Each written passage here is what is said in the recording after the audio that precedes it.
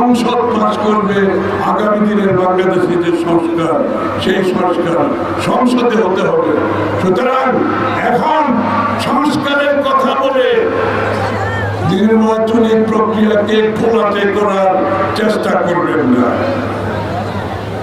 ধানের শীষে জোয়ার উঠে গেছে, উঠেছে না?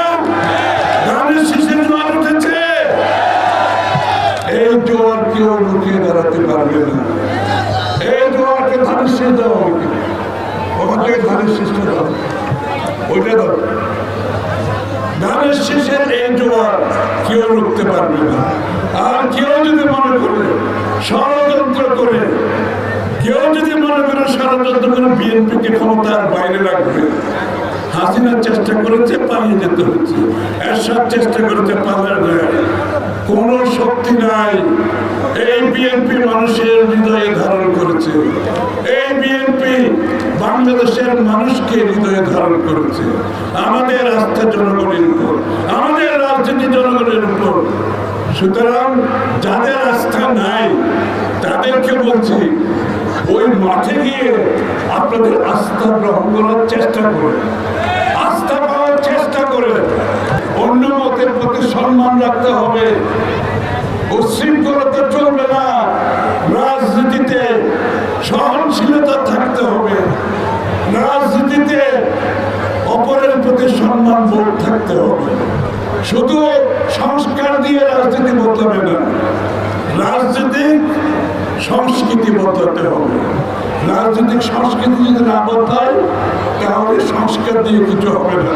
তারেক রহমান সাহেব বাংলাদেশে যে নতুন সংস্কৃতির রাজনীতি, অর্থাৎ সহ্যের, ধৈর্যের, সহনশীলতা, অপরের প্রতি সম্মান বোধের যে নতুন রাজনীতির সংস্কৃতি এনেছেন, এটাকে ধারণ করে 31 দফাকে ধারণ করে আগামী দিনে নতুন বাংলাদেশ, সকলের জন্য সমান বাংলাদেশ, কারোর জন্য আলাদা বাংলাদেশ করার সুযোগ নাই। এই সরকারটা হচ্ছে যে ক্ষমতার শেখ হাসিনার পালানোর পর থেকে নির্বাচন পর্যন্ত বাংলাদেশকে একটি সুষ্ঠু নির্বাচনের দিকে নিয়ে গিয়ে নির্বাচিত সরকারের হাতে ক্ষমতা হস্তান্তর করা। তার বাইরে তাদের আর কোনো কিছু করার ক্ষমতা নাই। যে বিষয়গুলো ক্ষমতা আছে সেগুলো করতে 1 সপ্তাহের সময় লাগবে, 1 সপ্তাহ, এর বেশি কোনো সময় লাগবে না।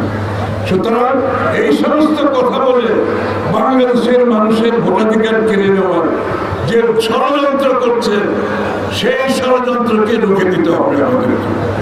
সেই ষড়যন্ত্রকে রুখে দিতে হবে। এবং বিএনপি গত 16 বছর আন্দোলন সংগ্রাম করে 60 লক্ষ নেতা কর্মী আজকে মিথ্যা মামলার সামনে দাঁড়িয়ে আছে।